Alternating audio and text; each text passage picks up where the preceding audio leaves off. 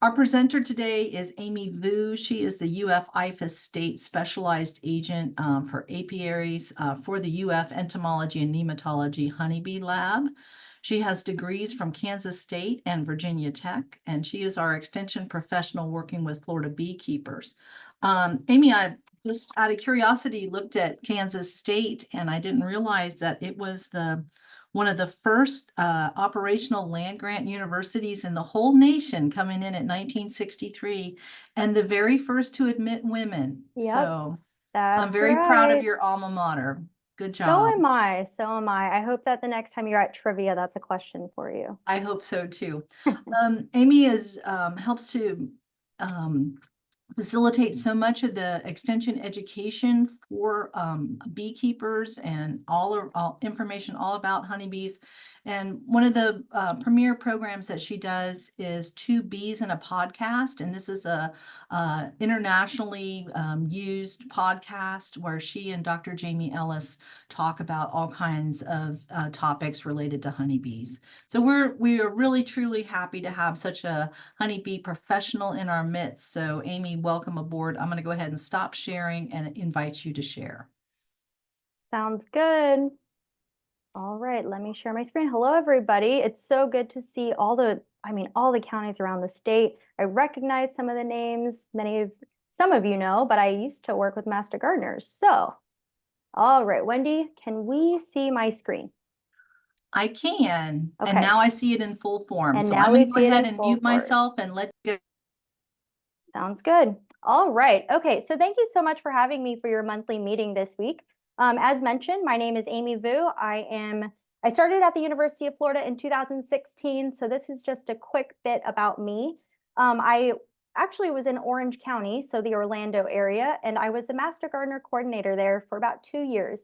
Loved my time there. I saw some of the Master Gardeners that I work with are also on this call. So hello to you all. I've been at the Honeybee Lab since 2019 and the specialized agent for apiculture. So my job is to work with beekeepers and anyone involved with beekeeping or interested in becoming beekeepers. And I just work with everyone around the state. And I also work with the agriculture agents, residential horticulture agents, and some of the small farms agents as well. So I've been a beekeeper for about 10 years now. I've been very fortunate to be able to have a honeybee program, and really this insect has been able to take me around the world. So it's been pretty incredible to see bees all over the world, and we can kind of talk about that a little bit later. But what I wanted to do today, I wanted to introduce you all to the honeybee, talk a little bit about the beekeeping industry, what that looks like in our state, so here in Florida. And then, of course, as master gardeners, you all have a plant clinic, I'm sure, or answer questions to your community. And I will talk about some of the questions that you'll be receiving from the general public. And so we'll talk about highlighting some of those questions and ways to answer those questions. So hopefully that will be helpful to you today. So, here we are talking about pollinators. So of course, there are pollinators all over the world. Most people think about pollinators of just being insects, but there are other pollinators out there like mammals and humans. I don't want to discount the other pollinators out there because there are butterflies out there, beetles, wasps, bees that are not honeybees, native bees, wild bees, hummingbirds, and other birds. And so I don't want to discredit those other pollinators. I do want to highlight them here. But today, what we're going to talk about is the Western honeybee. So this is Apis mellifera. This is the one tiny bee, and we'll talk about her and her impact on our food system. So just real quickly, I wanted to introduce you to the Honeybee Lab here on campus. We are located here in Gainesville on main campus.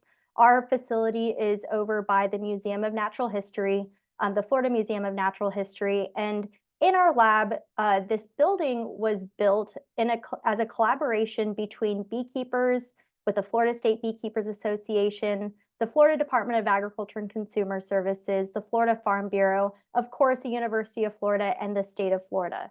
I always kind of like to start my presentations by sharing a little bit about our lab.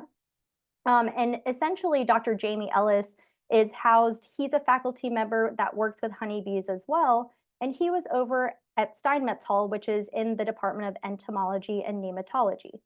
And the way that his position works is that he teaches students, so he has a teaching percentage. He also has a research assignment for his position, and he has an extension assignment for his position. And with the extension piece of it, he worked with beekeepers and basically became very well known internationally, giving talks on beekeeping and the impacts of beekeeping and what that looks like, as far as pollination goes to a lot of the crops that we have in our grocery stores. And so he was working with beekeepers and they said, we would love to support your program. How does this work? Can we give you more equipment? Can we give you, more? What do you need for research? And he said, to be honest, he said this tongue in cheek, but basically said, I would love to have a building built and I would love to have a laboratory. And so the beekeepers said, let's do this for you. And so they worked with the state in trying to build this bee facility, this honeybee facility that was just going to focus on teaching, research, and extension. And they tried the first year. The governor said, no, we're not going to fund this. We're not really actually sure if it's that important or not. And so they tried again the second year and said, can we have this building built? It's going to have really great teaching, really great research. And again, they said, nope, that's not going to work. The third year, the beekeepers said, please, we've done an economic analysis. We've looked at what this building can contribute, not just to beekeepers here in the state of Florida, but beekeepers internationally and worldwide. There's going to be a huge impact from the results that come out of this lab. And the state said, okay, if beekeepers really find that this is a need, they will need to contribute $200,000 to this cause. If a beekeeper or if beekeepers can raise $200,000, the state will give $1 million, but the University of Florida also has to contribute $500,000. And that day, a commercial beekeeper wrote a check for $200,000.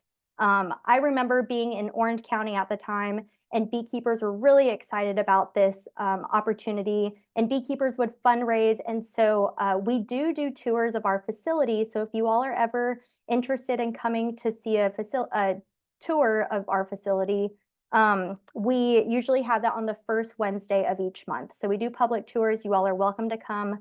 Many of you may have visited our lab before.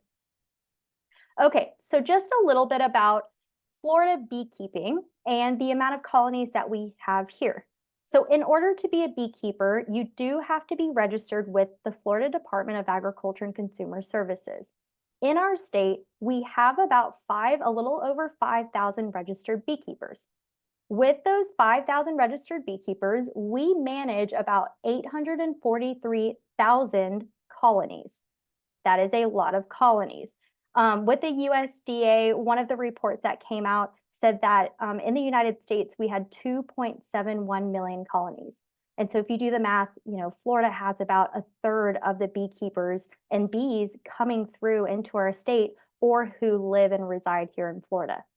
When we look at the number of beekeepers, most of those beekeepers are backyard beekeepers. So what I'm going to assume is that everybody on this call, if you said that you're a beekeeper, I'm going to assume that you are considered a backyard beekeeper with 1 to 40 colonies. We also have sideline beekeepers, anyone with 41 to 100 colonies, and we also have commercial beekeepers, and that's anybody with over 100 colonies. When we look at the commercial beekeepers, there are only about 500 commercial beekeepers in our state. But if you look at the number, I'm not sure if you can see my mouse, but I'm going to use it anyway. So if you look at that 531 commercial beekeepers, that's about 10% of the number of beekeepers that we have. They actually manage about 91% of the number of colonies that we have in the state. So it's really interesting to see, because when you look at the number of backyard beekeepers, there are a lot of backyard beekeepers, but they're managing about 5% of the state's number of colonies. This is kind of a fun map to look at. This is the distribution of beekeepers in Florida. And so you can kind of take a look at where you are in the state and how many beekeepers are in your area. We have a lot. The most beekeepers that we have in our state is in Pinellas County. And then the most amount of bees that we have are actually in Polk County. So it's usually around the central area. So just a little bit about honey production in the United States. In 2021, we had about 126 million pounds of honey that was produced by these colonies in the United States. The value of that honey was about $310 million. In Florida, we had about 8.8 million pounds of honey, which equates to about almost $20 million in value. And so Florida does contribute quite a bit to honey production in the state. However, pollination is really where it's at when we talk about the economic value of what bees will do for the industry. And so looking at pollination services, the value of pollination in the United States through honeybees equates to about $15 billion. So a lot of people will think of honeybees around as honey production, but some people forget about the pollination that they provide and what that looks like as far as increasing that quality of some of the nutritious quality fruits and vegetables that we have here in the nation. A decent percentage, 10 to 20% of the world's quality vegetables and fruits do depend on honeybees. Another thing I wanted to kind of mention is that honeybees actually fall under livestock.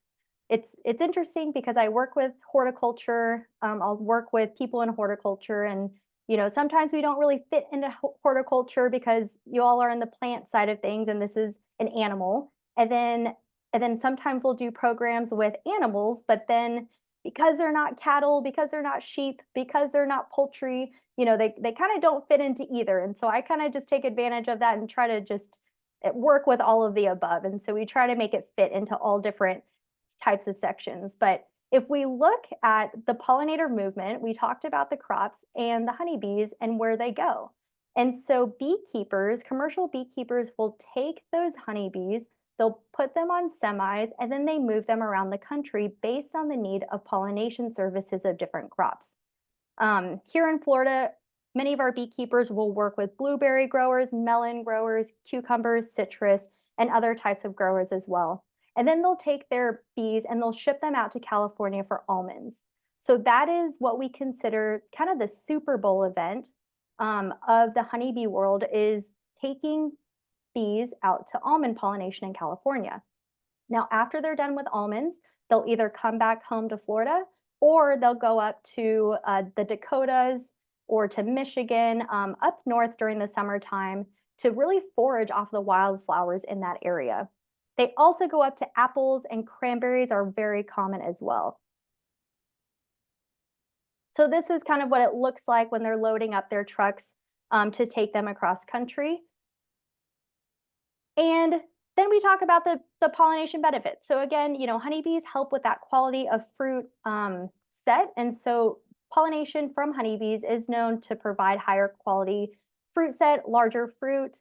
All of these things on this page are pollinated by honeybees. I really like, people don't think about cotton sometimes, but if you're wearing a cotton shirt, you can thank the honeybee for helping with pollination for cotton as well. So a little bit about the industry. I already said that honey production was part of the industry. I talked about pollination services that are part of the industry. Different hive products. So you'll go to a farmer's market, you'll see maybe beeswax wraps, or you'll see other infused honeys, or you'll see lip balms or soaps and things like that. So many of our beekeepers here in the state also sell locally at farmers markets. We also see beekeepers who sell equipment. We are seeing beekeepers sell bees. And at the bottom right here is a picture of beekeepers grafting queens. And so what they can do is produce queens in a colony, and we'll talk a little bit about the queen in a second, but beekeepers will actually produce queens and they will sell the queens as their entire operation. So we have one of the largest queen breeders here in the state as well, who basically raises queens, make sure that all these queens are being fed, and then before they hatch, will sell these queens to different beekeepers across the nation. So what makes honeybees so good at pollinating, and why are they so important when it comes to pollination services? If you look at their body, I don't know if you've all ever had a honeybee land on you, or if you're going out and having drinks, or even just having a Coke or a Sprite or something that's really sweet, those bees will normally fly their way and land on something sweet. And they're really attracted to sugar. They have these hairs on their legs. This is called a corbicula, is this section of the hind leg where they basically will go and they start to look for either nectar or they'll look for pollen. And so with the nectar, they'll eat that. They'll put it in, they'll store it in part of their body called a crop, or they will use their little fuzzy legs to attract pollen. And they basically will pack the pollen to the back legs and fly around to different plants, and then they'll go back to the hive. And so what makes honeybees really great at the pollination is that bees will go to the same plant over and over and over. So if they're going out and they're foraging for the day, and let's say that they're in a blueberry field. Once they land on a blueberry plant, a blueberry flower, they will continue to go to the same blueberry. They'll continue to go to other blueberries while they're flying around. So they're collecting the pollen, and at the same time, they're pollinating these plants as they're moving from plant to plant.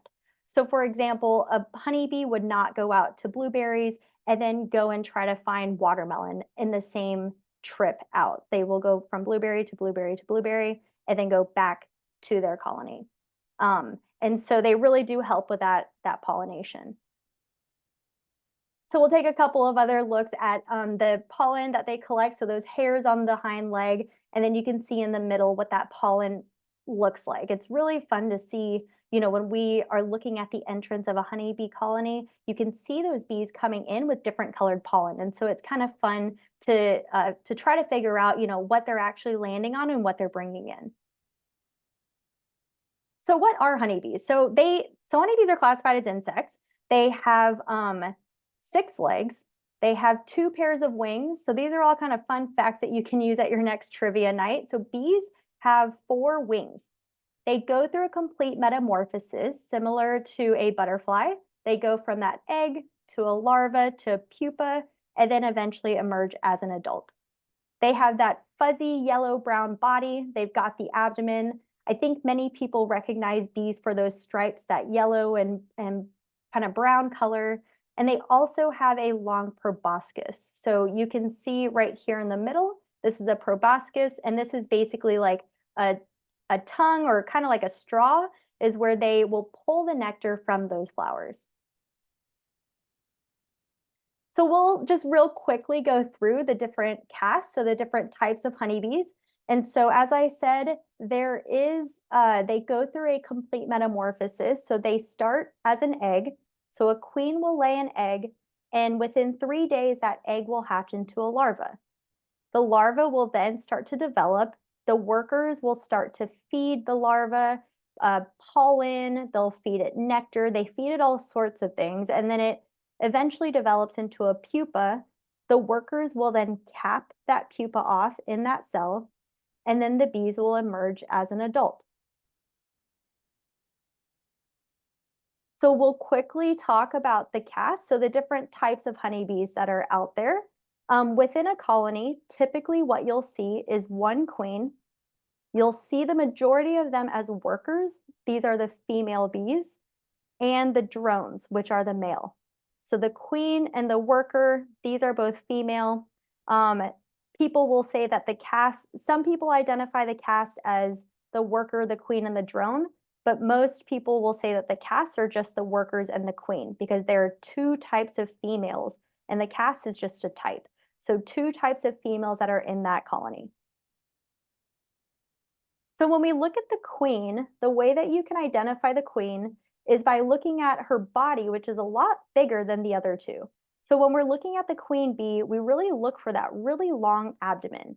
And the longer and the bigger the abdomen, the better she's likely gone on a mating flight and mated with multiple drones.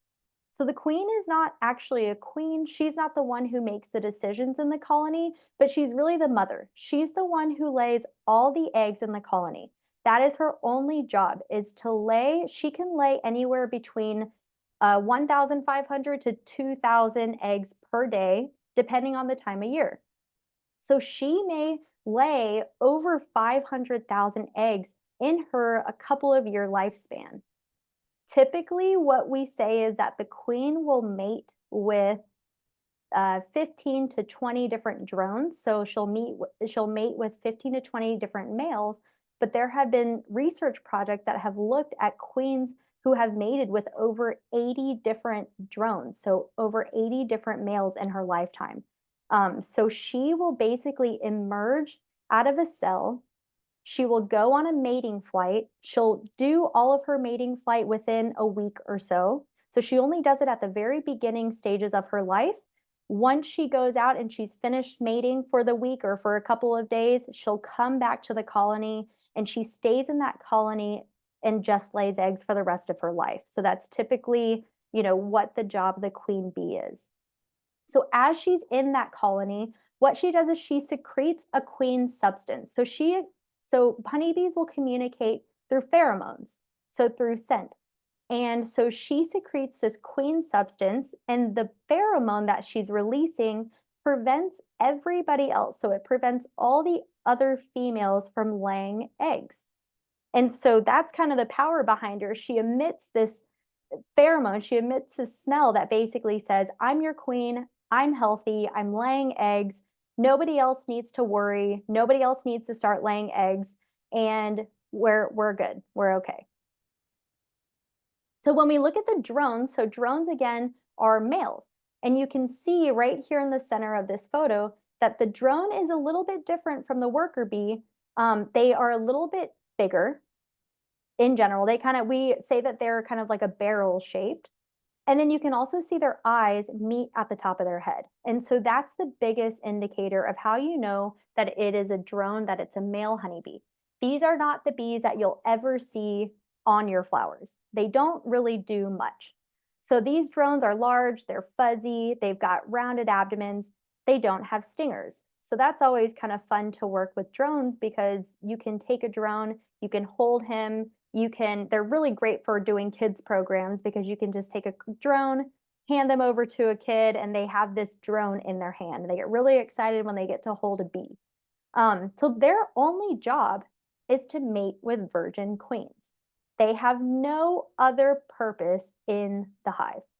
What they do is drones will hang out in these areas that we call drone congregation areas, and they'll go to the same location every single day during their time that they need to go out, and they will hang out in these congregation areas, and they basically wait with other drones, with thousands and thousands of other drones. And if a virgin queen flies by, they can smell her through that pheromone that she emits, and they all basically turn their heads and start flying right after this queen because they all want to mate with her.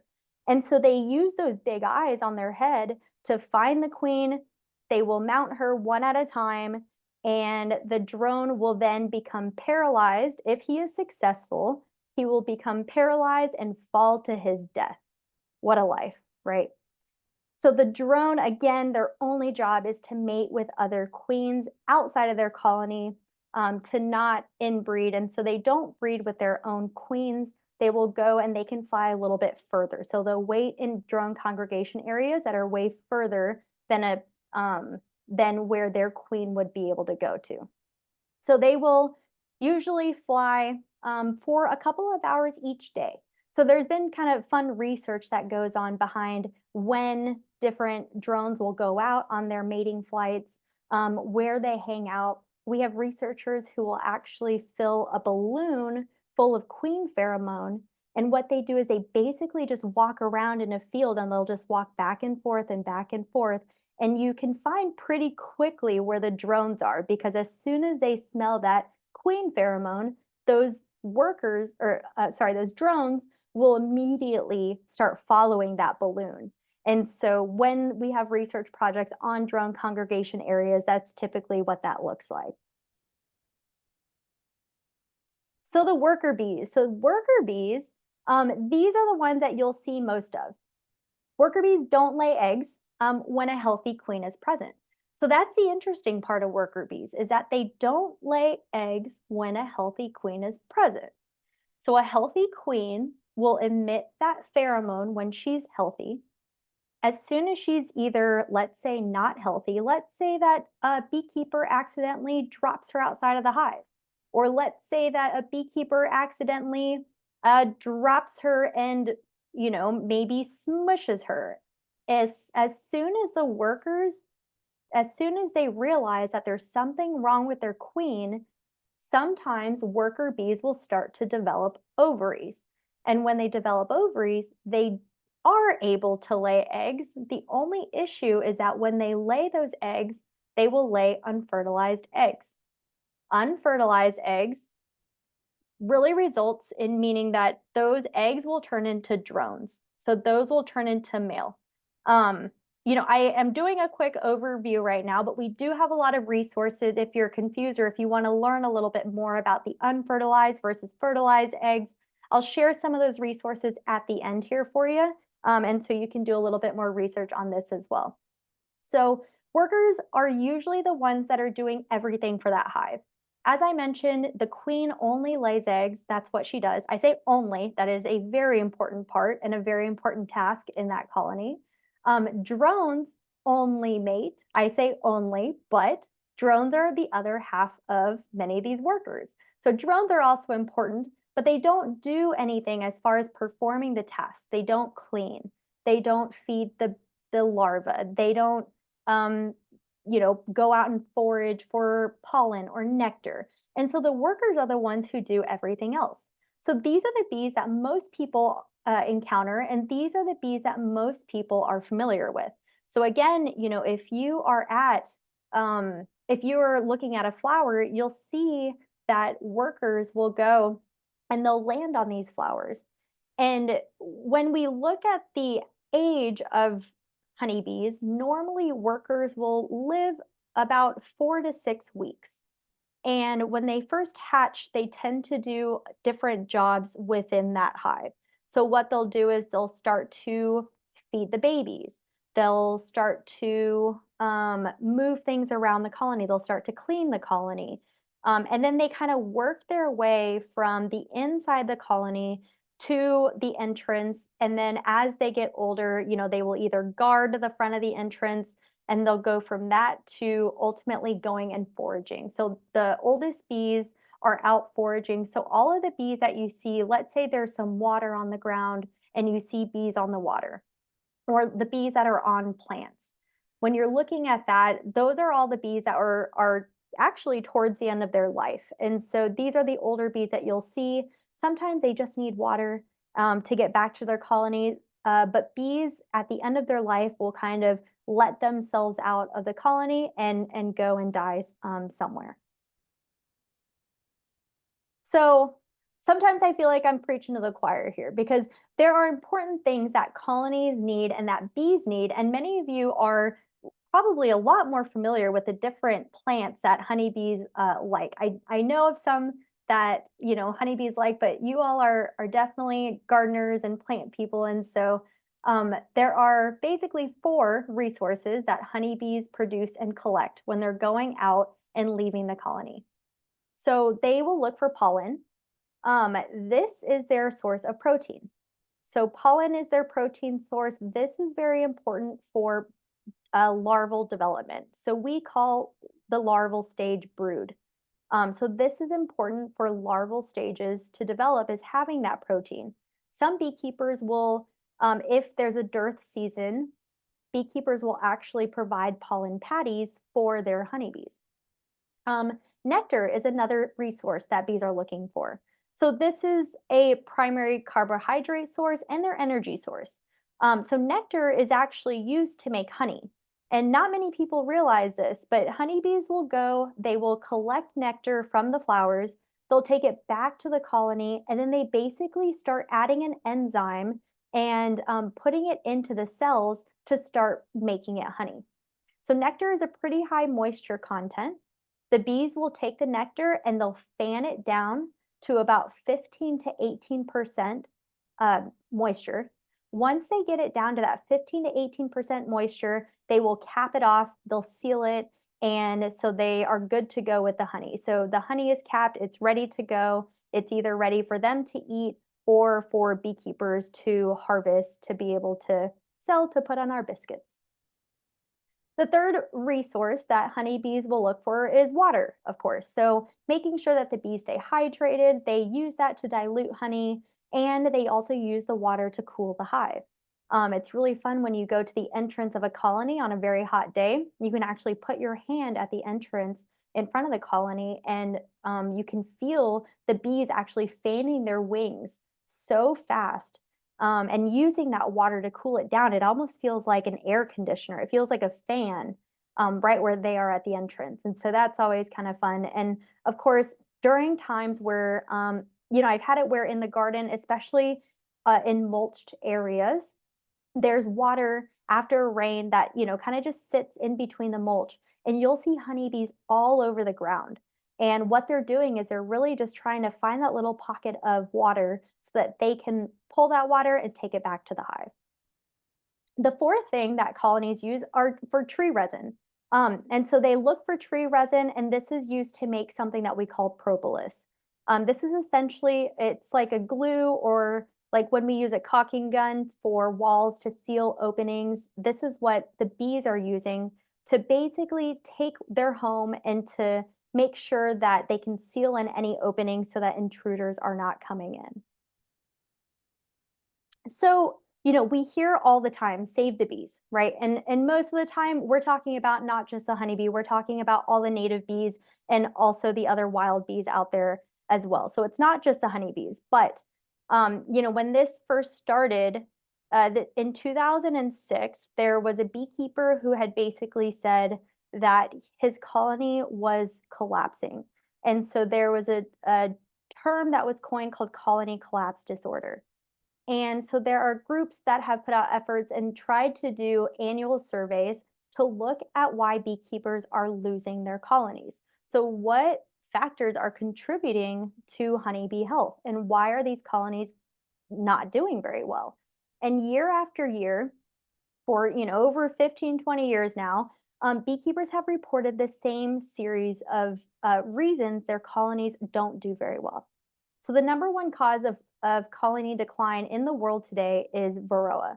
So varroa is a mite, and it's kind of like the equivalent to a mosquito or to the citrusillid. It's not, the varroa is a mite, that's not the actual problem, but the problem is that it transmits and it's a vector for different viruses. And so varroa can feed on a honeybee, and they basically feed on the honeybee fat body.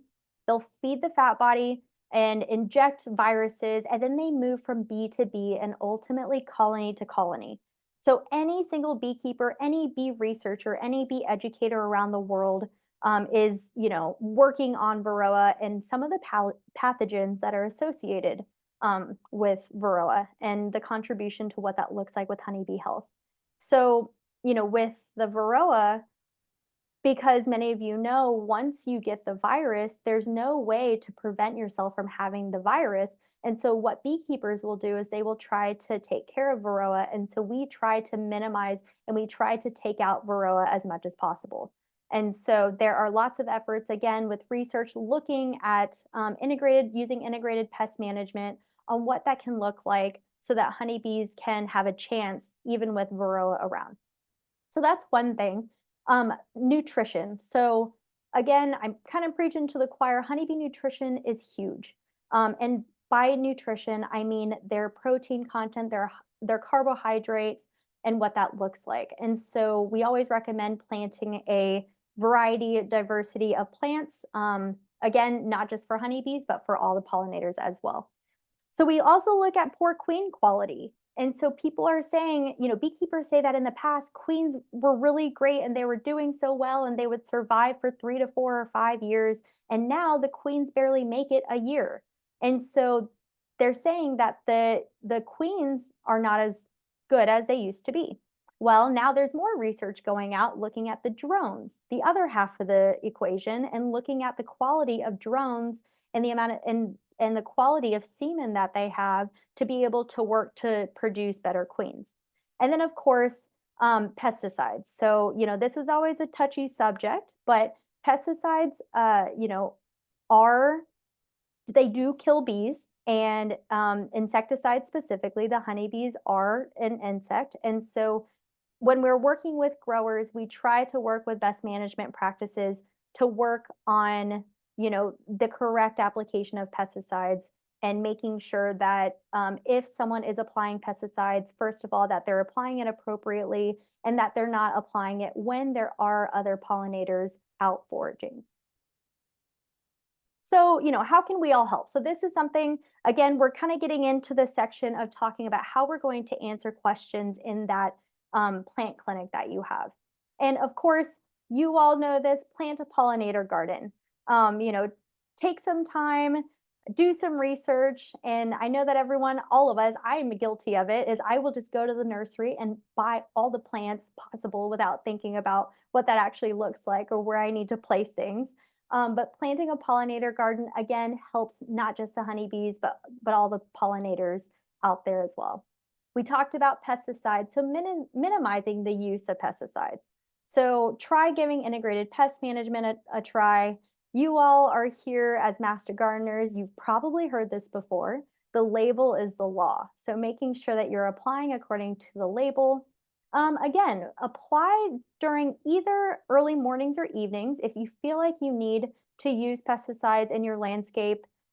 Avoid windy days so that you don't have drift happening, and then avoid applying while the plants are in bloom. And all of these are just because bees do have a certain time of day where they will go out, they will start to forage, and then they return home for the evening. Another thing you could do is providing a watering hole for bees. So as I mentioned, those honeybees are looking for water. And a call that I get pretty often are that people will say there are bees all over my pool, or they'll say there are bees all over this fountain that I have. And the bees are really just looking for water. And so if it's been a really dry season, if there hasn't been any hurricanes, if it hasn't been raining much, they're going to try to forage and basically just source for water anywhere that they can. So if you are going to be providing water for them, you can use a little shallow dish with pebbles. So the bees, it's really interesting. They go, and if they go to a lake or if they go to a big body of water, they actually will land in the water and sometimes they can't get out. And so we recommend putting a pebble or a dish of pebbles out so that those bees can land on the pebbles, take some water, drink some water, and then go on and fly away. You can also learn how to keep bees yourself. So we do have a lot of opportunities here. This is not me advocating for everyone to become a beekeeper, because what we do try to teach is responsible beekeeping. I'm not trying to, say everybody should be a beekeeper, because there is a lot that goes on behind the maintenance and making sure that your bees are happy and healthy. Okay, so we are going to go through some of the questions that you may receive in the plant clinic. If you have questions related to honeybees, your primary contact is probably going to be your IFAS agriculture agent. Either the agriculture agent or one of the residential or commercial horticulture agents. If they don't know the answer to it, they are welcome to also call me as well. So some of the questions that we're just going to go through real quickly are, I found some bees at my house. Can you come and get them? That's probably the number one question that you all are going to receive or have received or will receive. The second question is, should I be concerned about Africanized honeybees? Third, what plants can I plant to encourage honeybees? How do I get into beekeeping? Do I want to even get into beekeeping? What resources are available? Where can I buy local honey? And what if we have an issue with pesticides and bees? So the first one of those questions is, I found some bees at my house. Can you come get them? So this is going to be, all right, this is where I need you all to take notes. So this is a very controversial topic. However, it is ultimately up to the homeowner or the landowner on what they want to do. So there are two kind of groups that you can reach out to depending on what the homeowner wants. So let's say the homeowner finds a cluster of bees at their house. Let's say it's under the deck. Okay, well, if they want to kill the bees, which is an option, if they want to kill the bees, they have to contact a pest control operator. So Only licensed pest control operators can do eradication for honeybees. Pest control operators cannot do live bee removals. So the pest control operators cannot take the bees alive, put them in a box, and take them home. Only a registered beekeeper can do that. So the difference between the beekeeper and the pest control operator is that beekeepers legally can do a live bee removal. The pest control operators legally can only do eradication. Beekeepers cannot kill those honeybees when they go and they're looking for what to do with the bees. The pest control operators cannot go and do a live bee removal. If you're lucky, if you reach out to them, they will, maybe a pest control operator will say, well, we can't kill the bees, but we work with a beekeeper who can probably come in to do this for you. So on our website, ufhoneybee.com, we actually have on the front page, it says bee removal and eradication. So if you click on that link, you can find a removal expert in your area. You can find the state basically has a list of pest control operators and registered beekeepers. And so you can go to their website and look for a list, a removal or eradication list. And what I typically do, it's broken down by county. And so you can find your county, you can find a couple of either beekeepers or pest control operators on that list. And then, you can go ahead and let the homeowner know that it is up to them, but here's a list that they can call. I will also say that removal of bees is typically not free. So this does cost money. Some people understand this. It is a beekeeper and pest control operators. It does take a lot as far as time and resources to go out and to take bees in. It's like taking, they're not pets, but it's like taking a puppy or a cat in. You've got to give it medication. You've got an ethical obligation to keep them alive and give them the best life that you possibly can. So it does, so it does cost money. Okay, should I be concerned about African honeybees? So it is illegal to keep African honeybees here in Florida. However, there are African bees in Florida. It is almost impossible to get rid of them, especially when they're out in the wild. But what the state requires is that anytime you find bees out in the open, and if you catch them, then you have to add a new queen. You basically have to requeen. And if you put a new queen into the hive, then what that in theory does is the queen will start laying eggs and she will, the other African bees, the genetics will kind of die off. And so you kind of saturate that nest with a European stock. And so there are queen breeders here in the state. There's a list of that on the Florida Department of Agriculture and Consumer Services site. So what plants can I plant to encourage honeybees? I'm going to let Wendy answer this question because this really falls under the horticulture piece, but there's so many different publications out there that have perfect plants for pollinators. There are lists of plants for honeybees. There are lists for plants for bees in general. So if you do a quick IFAS search and you look at IFAS documents, if you just put plants, pollinators, plants, bees, plants, birds, anything like that, you should be able to find resources. If you can't, let us know, and I'll have to work with our horticulturalists to be able to put together more resources for you all.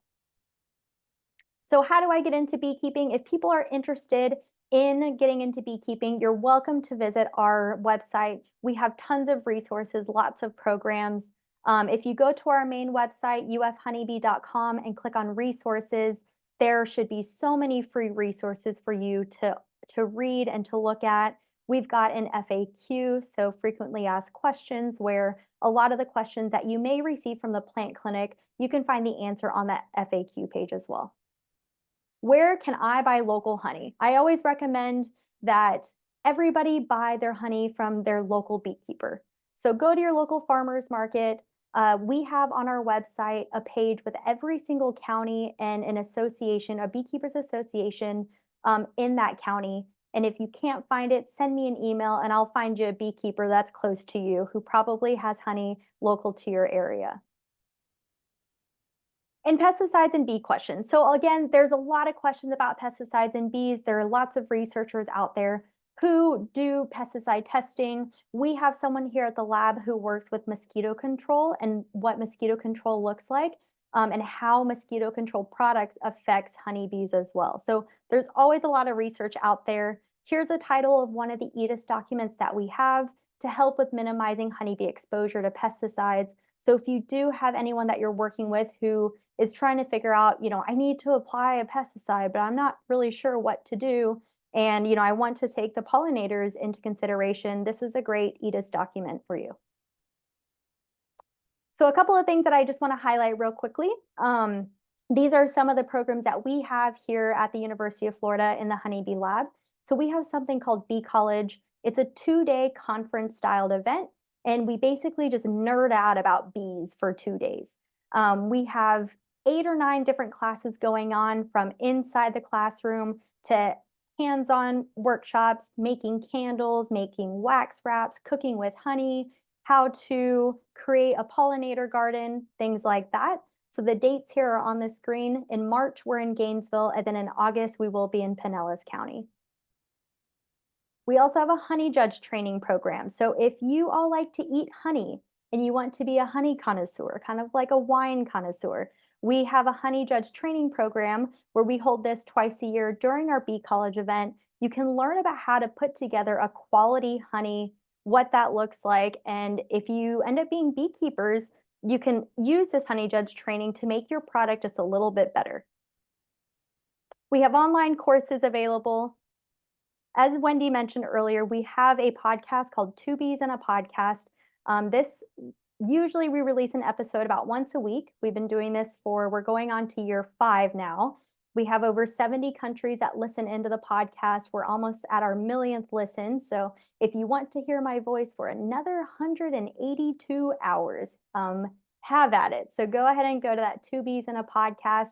If you have a smartphone or if you have a podcasting app, that's where you can put that in. We're also very active on social media. So if you are on Facebook or Instagram or X, you can follow us at UF Honeybee Lab. These are also some extra things. If I have any veterinarians in the group who would like to work with me, we also work with veterinarians. Believe it or not, vets don't really learn much about honeybees in their vet school. And so honeybees need medication. This is not a mandatory thing, but honeybees can get prescriptions for veterinarians and from veterinarians. And so if you're a veterinarian and you want to work with honeybees at any point in your career, please let me know. We've got lots of resources for you as well. We work with the Florida Department of Agriculture and Consumer Services quite often. We have now a honeybee diagnostics lab, and what that basically means is if a beekeeper feels like there's something going on in their hive, if they feel like their colonies are sick or they lose their colonies somehow, they can always take a sample and send it to the Florida Department of Ag and Consumer Services Diagnostics Lab. And so this is a great resource that's brand new. It's just open this year. It's a pretty exciting project for beekeepers and a great resource for beekeepers as well. We also have a beekeeping management calendar that we put out every month. So if you're interested in what beekeepers are doing or some of their concerns throughout the year, this is a great calendar to look at. And other great honeybee resources. So if you've got your smartphone, you can take a picture of this screen, take a picture of the QR codes, play around with some of the different resources that we have. I'd love to hear feedback from you all as far as if there's anything on there that you feel like maybe needs to be on the page that's not there. That's part of my job to do. So go ahead and send me a message. Okay, I'm almost done, I promise. So we also have a Master Beekeeper program. It is not the same as a Master Gardener program. It's just called the Master Beekeeper program. It's a 4-year online course that beekeepers from around the world will take. And there are lots of different Master Beekeeper programs in a lot of other land grant institutions as well. Okay. Some of you have supported the lab. We have an Adopt a Bee, Adopt a Queen, Adopt a Hive program. So we have lots of beekeepers that will like to contribute to this. This helps with our staff and help with basically supporting some of the projects that we have here at the lab as well. All right, so this is again QR codes for some of the programs that I just mentioned. If you have other questions, this is all on our website. And here is my contact information. If you have any questions, if you have any feedback, feel free to send me an email. I'm usually available and can get back to you pretty quickly. So with that, I'd be happy to answer any questions that you all have. Well, they have lots of questions, Amy. Great. I don't know if you want to peek in the QA box and Sure. monitor them some yourself. I will get you started with kind of some quick ones. Is the Western honeybee the same as the European honeybee? Yes. So the Western honeybee is the same as the European honeybee. Okay. Yep. And what is your opinion of the almond producing industry and its impact on bees because of the pesticides implicated there? Yeah, definitely. It's really, all of these are kind of complex. The almond industry is actually working on a self-fertile tree. They're looking to try to move into not needing pollination services from beekeepers. I think that's still a little bit far away. But, I think that there's a California Almond Board. There is a Department of Ag in California. There are lots of beekeeping industry groups that all kind of work together to try to work with the almond industry to minimize the amount of pesticides that they have and that they use. And so there are best management practices set out for almond growers. And so, in a perfect world, I think everyone would kind of work together to minimize those impacts as much as possible. I think right now, beekeepers that send their bees out to almonds, they send their strongest bees out. So they don't just put sick bees on a truck and let them, go over. They do their best to try to send out their very best quality hives. And sometimes what you'll hear is that those bees will actually come back even heavier because they do have some of the pollen and some of the nectar that comes back. So, I think in a perfect world, everyone kind of works together to make it happen and to minimize the bees, because the almonds need the bees, the growers need the bees, and so, yeah. Great. Linda says Medi honey is very important for medical use for wounds. I believe it's manufactured in New Zealand. Are we doing any medicinal honey in the States? Yeah, that's a great question. So, actually, so in our podcast, we just interviewed someone who is in Texas. He's not at the land grant in Texas, but he's working on looking at different medical uses and the different like what contributes to being medicinal. And so he's looking at the different types of honey. Right now, he's working on just honeys in Texas, but he's basically looking to see like what medicinal factors and pieces that they have in them. So that's kind of exciting. I'm excited for that because I don't know much about the health aspect of it, right? Like we just work with the honeybees and managing them, but I would love to see the industry kind of see, because we hear about honey being good for allergies, right? We hear about sometimes we hear about people who will sting themselves as apitherapy. So we hear about that stuff, but there's not a lot of scientific evidence to go behind that. So I think it would be really cool for someone to go and be able to do that with their projects for sure. Great. Camille asks about, she's gone on Facebook Marketplace and sees that people are selling bees or hives. Is this even legal? Yes, it is. It is legal. Yes. So yeah, it is very common. So, just like plants, bees, you can propagate bees. So you can take one cluster of bees and you can turn it into two.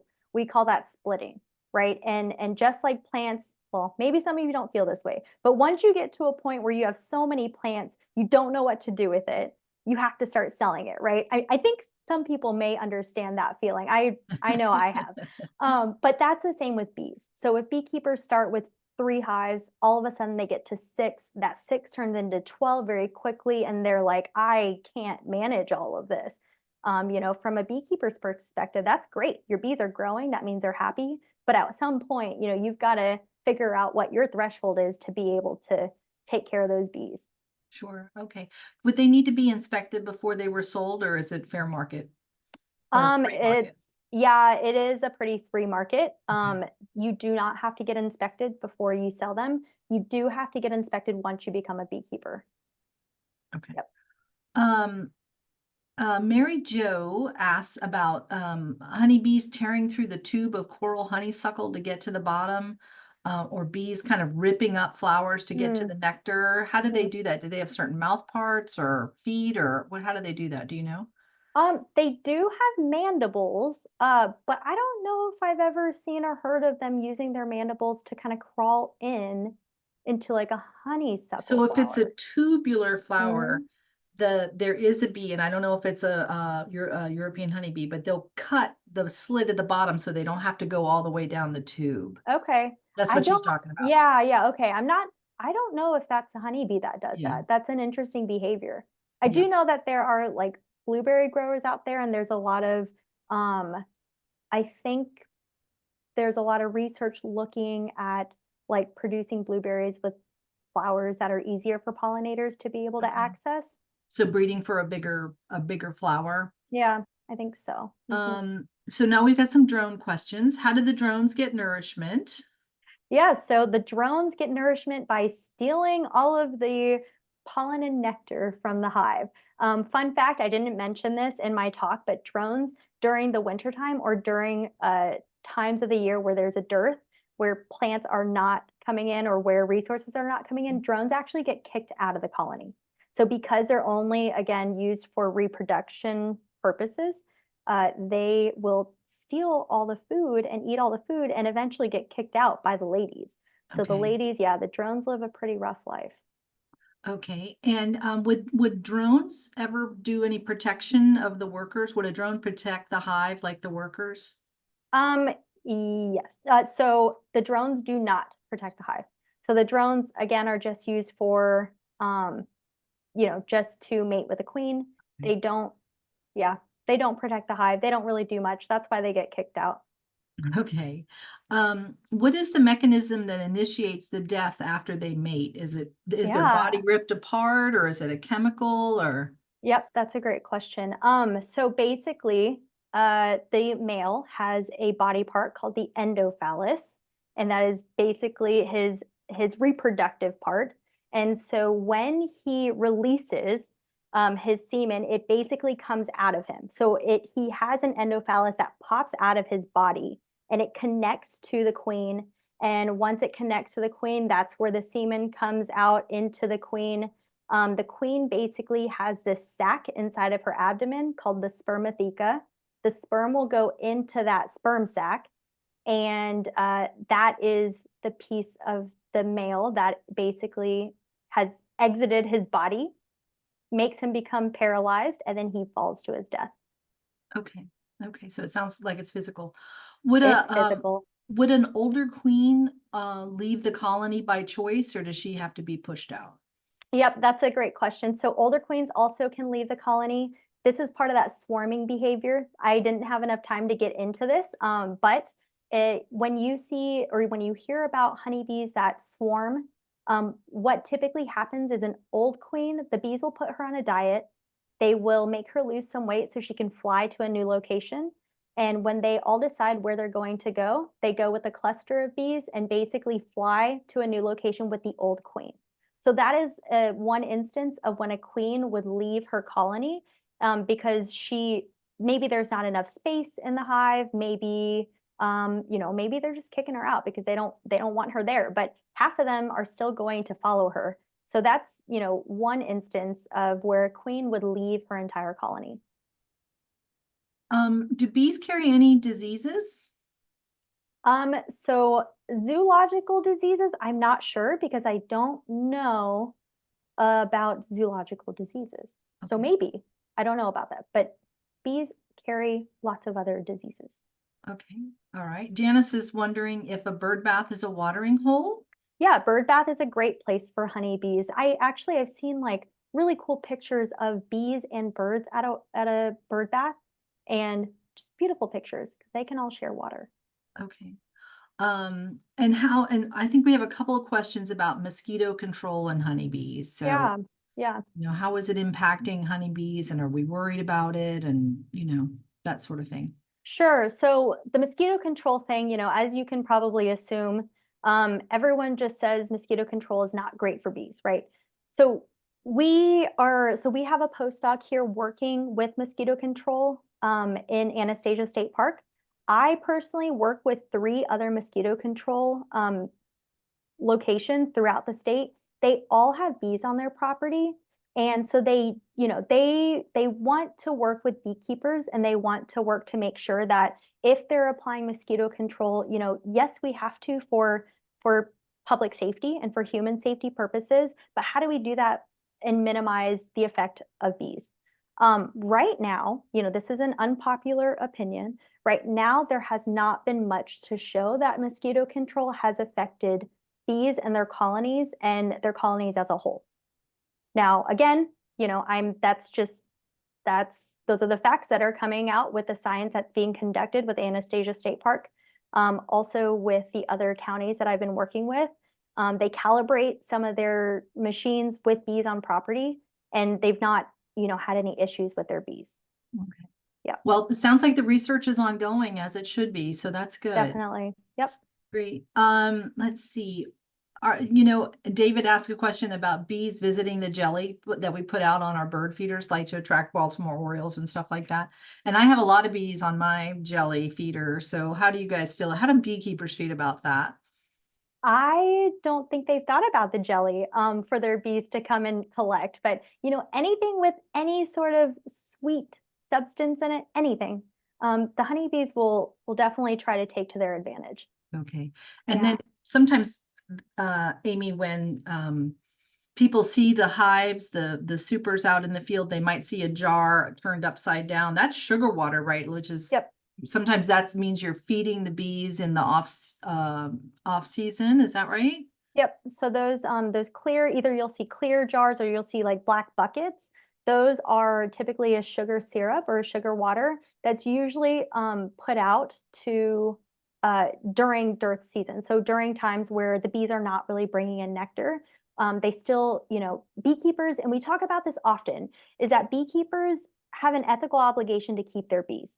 You don't just put bees in a box and leave them there. If they're starving, you need to feed them. If they're sick, you need to medicate them. Just like any other, animal livestock that's out there, you would want to make sure that you're doing the best that you can to give them, the proper nutrition that they would need. Okay. And this is a question I know you've covered on the podcast, but how can you tell real honey from fake honey?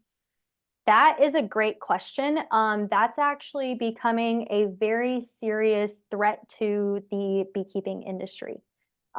There is a lot of fake honey that's out there.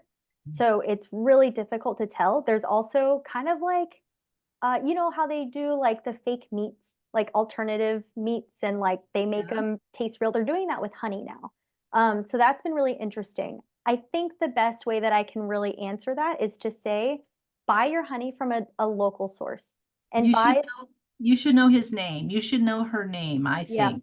And there are questions that you can ask. You can say, well, where do you keep your colonies? Or how many colonies do you have? And sometimes they can say, oh, I don't have any colonies. Oh, okay. Well, it's not very common that people are going to sell honey and it not be real, especially if they're at a local market, right? But I definitely encourage you all, if you're going to be buying honey, it's a little bit more expensive buying it from your local beekeeper, but I promise you that the honey is going to be real and it's not going to be fake. Well, what about the time you were secret shopping at a farmer's market and someone was selling? Wendy, you didn't have to say and bring that up. I do like to secret shop. So I like to go to farmer's market and I like to ask them questions. I think that asking questions and getting to know your grower or your farmer is really important. And so I think to know where you're purchasing and, how many colonies there are and some of the challenges that they have, it's fun to talk about that. But yes, I do like to secret shop. Thanks, Wendy. From Julie, she's asking about how the hurricanes have impacted the colonies statewide. Yeah, the hurricanes are, unfortunately, I hate to say this, but Florida has gotten really good at managing hurricanes with beekeepers. This past year, Georgia and South Carolina and North Carolina did not do so well. So we are working with them right now to still look at the colonies that have impacted. Ultimately, what happens is those colonies either get flooded or the wind just blows just everything to shreds. So if you see the picture that's right here on the right side of me, that didn't happen because of a hurricane, but it happened because there were bees boxes that had gotten broken. They had broken, they fell over. And these are the bees that were remaining from those bees that had the boxes that had fallen over. So some of the serious implications of hurricanes are really flooding and equipment just blasting out everywhere and losing colonies and not being able to get to them. Yeah. Yeah. And then also the loss of nectar and vegetation and all of that, Yeah. in the storms that have really blown the leaves and just, cut swaths through the state. Mhm. Camille asked another great question about genetic variability among bees to ensure that that diversity in genetics makes the colony strong. How do you all monitor that? So we don't monitor that, but there are so we have different queen breeders out there. So there are different producers that will create different queens. They do their best to try to find genetics that do well in that particular area. And when I say do well, I mean they have a queen who's laying eggs. They have got workers who are kicking butt at producing honey. There are different reasons why beekeepers want to keep bees. And so there are different genetic stocks that you can actually either purchase or most of the time it's purchasing. So you'll have different types of stocks, just like, with dogs. If you've got a German Shepherd versus a Pit Bull versus a Lhasa Apso or something. So there are different genetics and different breeds of queens out there. And so people will buy them based on what they are wanting their bees to do. But you should definitely check out our resource or take one of our classes to learn more about honeybee genetics, because it's a lot to discuss in the little amount of time that we have. You teach a whole class, series of classes on that. Yep. So great. Mm-hmm. Somebody asked about a bee hotel. I don't know if they're talking about a super design or something like that. Do you all have like basic information about that on your website? A bee hotel, like the native bee homes are different. I think if they're talking about, there's a hive called a flow hive. Maybe that's what they're talking about.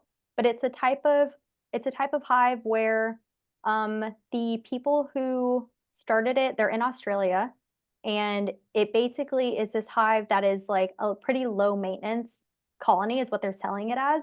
In general, it's really not any less maintenance than just doing the regular, boxes that we use. So as far as homes, there are different types of homes. As far as the Florida Department of Ag, all they care about is as long as you can take frames out of the home, it doesn't matter what the home looks like. So if you're keeping bees, the standard and the rule is that you have to be able to take a frame and pull it out of the box. So you have to have removable frames is what it says.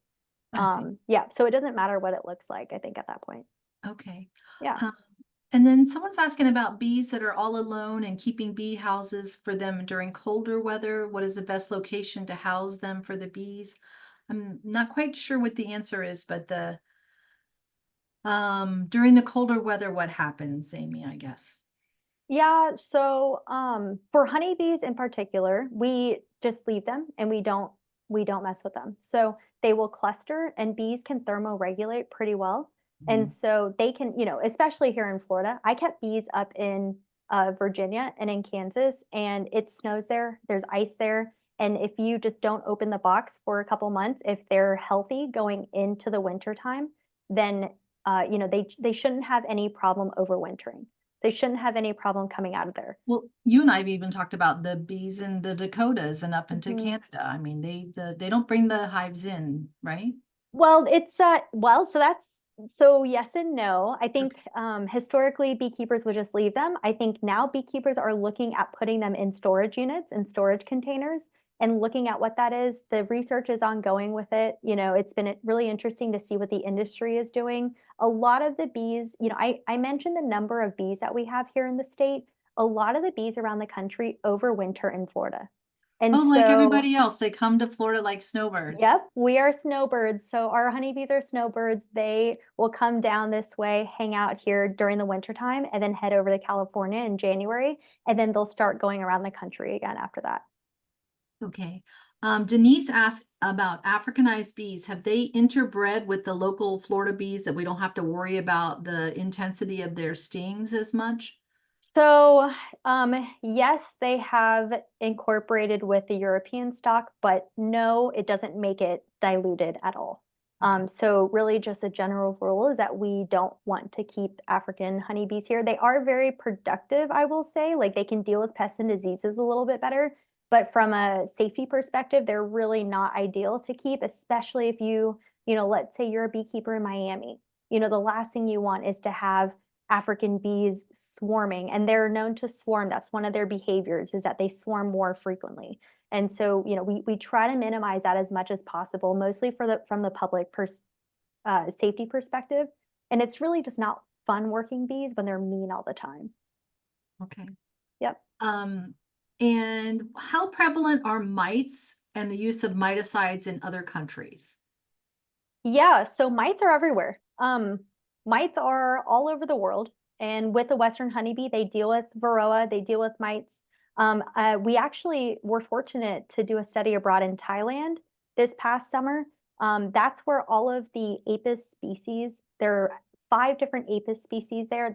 All the mites come from Thailand, I want to say, like comes from Southeast Asia. So there's a lot of research being done there to learn about the biology so that beekeepers all around the world can, figure out what to do. But yes, beekeepers all over the world use miticides on their managed colonies. Okay. Hmm. Somebody saw a honeybee with unusually large eyes earlier this year sitting on a flower. Did they think it might be a drone? Is that the case? It's probably not a drone. It might be, sometimes people confuse honeybees with this fly. There's a fly that kind of looks like a honeybee, Oh, like it okay. mimics a honeybee, and so that might be what it is. Next time, take a picture and send it to me. I'd love to see it. Okay. Um, Nicole asked about male green orchid bees, and I know that's not, necessarily your jam, but they were around basil and tarragon. They were maybe, she understands that they might be collecting essential oils, scents, extracts from the plants. Do some species of bees collect actual fragrance? I don't know if they do that. I do know that they're attracted to the different fragrances. I don't know if they actually are going and harvesting or, looking to bring that back. Okay. That'd be a Yeah, question for Rachel Mallinger, maybe. yeah, definitely. Okay. Um, and let's see, there's so many good questions. Oh, what's the Yeah. health benefits of propolis? Oh, so our colleagues in Thailand are looking at health benefits of propolis right now. That's one of the projects that they're looking at. Propolis has a lot of, I think, like compounds and medicinal qualities. For human health, I don't know, but right now what they're looking at is propolis and the effects on honeybees. So, feeding propolis back to honeybees and what that looks like and whether they can deal with different pests and diseases. Janice, my favorite vegan, says vegans don't eat honey because of ethical issues. Fake honey, or I think synthetic honey that we referred earlier would be a good, if it had nutritional value, as a good Mm-hmm. substitute. And someone asked, when the bees are swarming, is that when they're going to go ahead and sting? So swarming is actually where bees are at the most docile state of all time. It is the most beautiful thing is standing in front of, or just standing in the middle of a swarm. And the reason they're so docile is because they don't have resources to protect.